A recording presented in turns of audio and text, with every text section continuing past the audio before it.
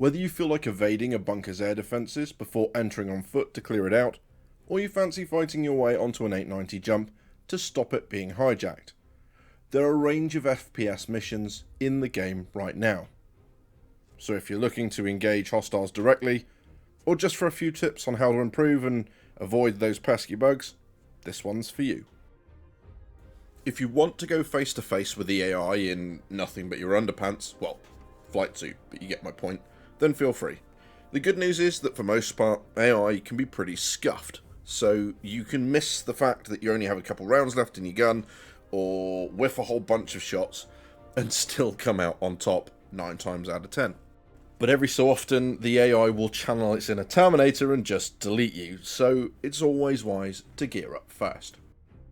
Your flight suit and flight helmet will provide you with 10% damage reduction, as well as primary and sidearm slots, space for 2 spare mags, a utility slot, and room for a med pen and oxy pen.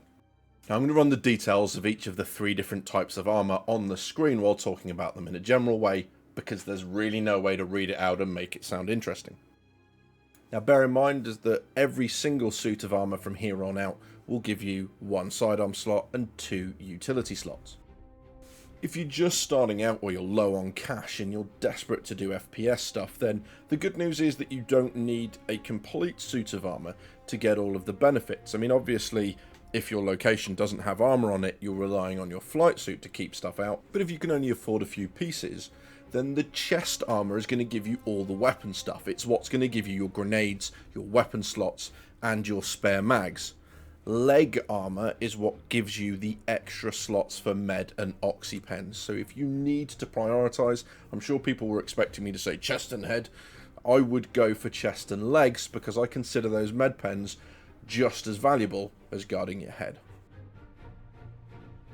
At the moment, there really is no drawback to equipping the heavier armour. You'd expect there to be some penalty, but that's genuinely not the case.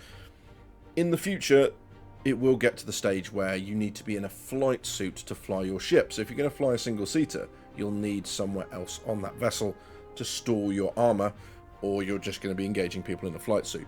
But that's not the case at the moment, so go with whatever you want to use. As for your death-dealing device of choice, Star Citizen has all the staples you would expect from an FPS. Pistols, shotguns, SMGs and assault rifles, sniper rifles, and if you really want to get a little bit unnecessary, a railgun or a missile launcher. Weapons will also break down into their different projectile types, so you've got ballistic or bullet-bearing weapons, energy weapons, and there are even a couple of electric weapons in the game, which are really great if you're a bit of a sadist and like watching your enemy dance around before they die. The reality of it is, it's really up to you and whichever weapon system you feel like you get on with the most, so it's going to be a bit of trial and error. And if you're coming at this from the perspective of someone who maybe doesn't have all the cash in the world to splash on weapons, then the good news is that you don't need a second primary, you don't need a whole bunch of attachments for your weapon, you don't even really need a primary at all. As long as you're good at staying in cover and, fairly accurate, you can use a sidearm to complete these missions. But nevertheless, I would recommend, whichever landing zone you start out at, grab yourself just a cheap SMG or an assault rifle, couple of spare mags, and a few spare med pens. They're a real lifesaver. Get it? The reason I talk about med pens so much is when you get hit, there's always a chance that there will be a bleed effect applied. And it seems like, because the damage model is still in a very basic state, that the bleed effect seems to be a lot quicker than opening your mobiGlas, equipping a med pen, waiting for the system to realise that you've asked it to equip a med pen, and then using it. So if you don't have one ready to go, that one single bleed can really end your day. One of the really cool things they've added to Star Citizen's first person mode, and you've already seen it once in this clip, and you are about to see it again, is the idea of force reactions and knockdowns. Get hit by something with enough force, it'll knock you on your backside, and you'll have to deal with a threat and then kind of stand back up. Now unfortunately this also highlights one of the bugs at the moment. Open the mobiGlas, you can't always access your inventory quickly enough to replace a med pen, and you just end up bleeding out. If you know you're going to die, and you've got a couple of seconds, hold R, it will stow your weapon. If you die, whatever is in your hands you will lose. If it's not in your hands and just held on your armour, at least at this stage of the game, you won't lose it. The good news is, if you're itching to get out there and shoot some AI in the face, there are missions in pretty much every gravity well of the current system. There are 3 main areas that you're going to fight at. You're either going to fight at in a bunker, on a planet, on a ship, or in a space station, as you can see on the screen here. The space station missions specifically are in Crusader, and they all revolve around security outpost Korea. That's on the moon of Sulin. The missions you're looking at are there's a general mission in the mercenary tab about intruders detected. There will also be a personal mission that sometimes comes up called Hunting Party, and that's going to charge you with finding an AI that's decked out in heavy armour, normally stands in the middle of the room I'm fighting in at the minute, and he needs shooting in the face repeatedly for you to gain your 14,000 credits. The bunker style missions are available in places like Microtech and Houston, and they'll say something along the lines of evict illegal occupants. They're going to require you to fly to a location on the planet or one of the moons and deal with enemies in a bunker. Now, be warned, these bunkers have significant air defences. Normally 2 turrets with size 4 or size 5 weapons on them, and even something as chunky as a Constellation doesn't always come out on top against these sorts of weapon systems. I'd recommend landing behind something unless you want to end up in a situation like this.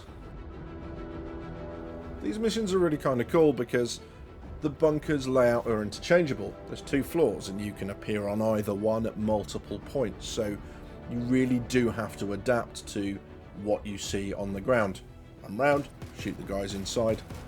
There is a variation of this mission that's given in your personal tab called Outsourcing Opportunity, given by Constantine Hairston, which will require you to land at Lawville first, speak to Constantine over at the business district, which is kind of cool, and then go and complete one of these bunker missions. The difference is he needs you to recover a safe. So unless you have a ship capable of taking a box that's the same size of a delivery box, which you'll carry by hand, I just wouldn't bother accepting the mission. You won't be able to complete it.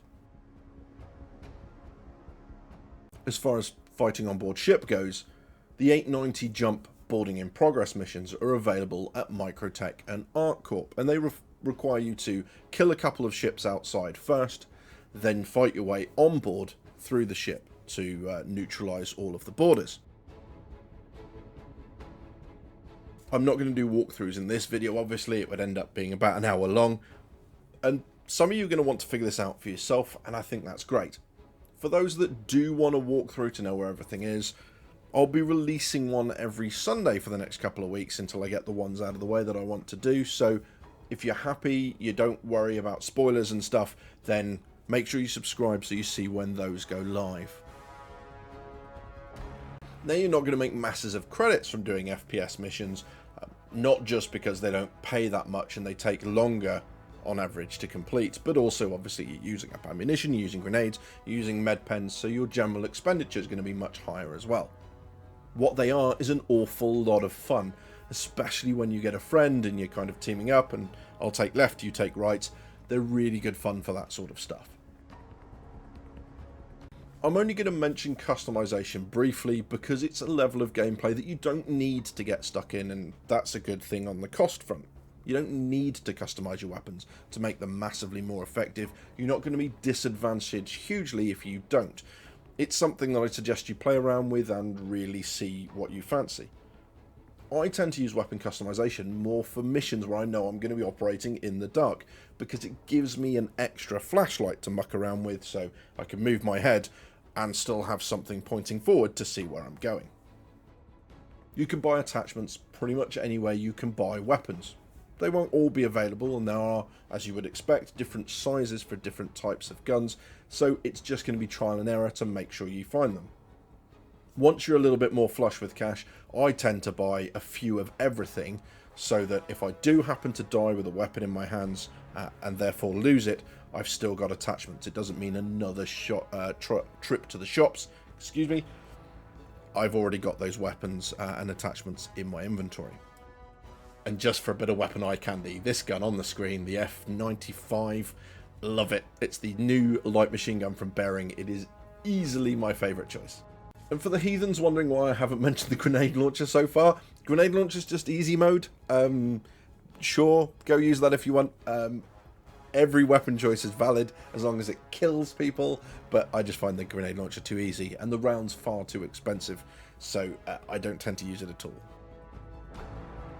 So here are some quickfire tips and known bugs about FPS. Let me know if you like this sort of format where I just kind of reel it off without really connecting any of it. It seems to be a faster way of getting the information, but I'd like to know what you guys think down in the comments. Beware FPS missions that come up in your personal tab. Really read them and see whether or not it seems like a legit mission to you. If it seems a bit sketchy, it probably is, and the likelihood is that doing it will give you crime stat. If you are doing criminal missions, be wary of having both of your utility slots occupied at the same time, say with a crypto key and the multi-tool. If you die with both utility slots active and you have a crime stat and go to prison, that will cause a bug that will break the multi-tool that you'll use in prison to mine, so I just wouldn't do it. It's not worth the risk. Reloading sometimes doesn't register with certain weapons. When you hit reload, just drop your eyes to the bottom right of your screen, make sure that you have rounds in your gun, don't go running out in front of people with a dry weapon. This guide is obviously for AI fighting. If you're going to go PvP, all bets are off. The best weapons, the best armor, bring that grenade launcher, you're going to need it. If you are using the quick menu key, i.e. holding down F and right clicking to equip and unequip your helmet in the game, be aware that the mobiGlas doesn't always track which mode you're in. So if you go to the mobiGlas to equip a different weapon, or you go to equip mags or another med pen, sometimes it will remove your helmet because it doesn't realise you have your helmet on, resulting in death if you're somewhere where you need oxygen. And whilst I haven't seen this bug in a while, it is always worth checking your weapon by holding down F, looking at it. If it gives you the option to equip it again while you're holding it, do so, otherwise when you press fire, nothing will happen. So if any of those tips are new or have helped you, please smack like. It does help the video get a little bit more traction. I'm going to cover criminal and PvP combat at a later date. You've been watching Drinkers with Gaming Problems. Thank you very much for stopping by. I'll see you soon.